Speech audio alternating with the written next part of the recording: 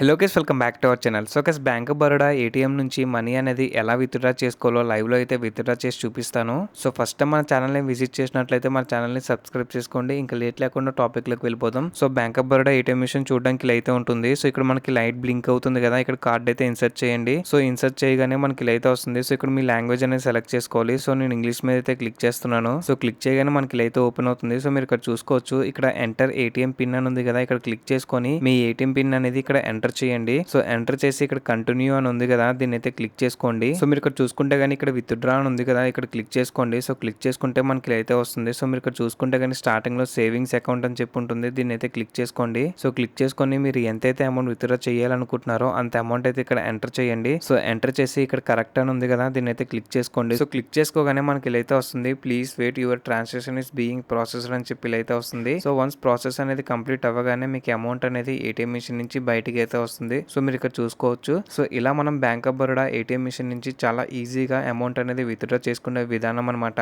So మీకు ఈ video కానీ ఇన్ఫర్మేటివ్ అనిపిస్తే వీడియోకి ఒక లైక్ వేసుకోండి. ఇలాంటి మరెన్నో వీడియోస్ చూడడం కోసం మన ఛానల్ని సబ్స్క్రైబ్ చేసుకోండి.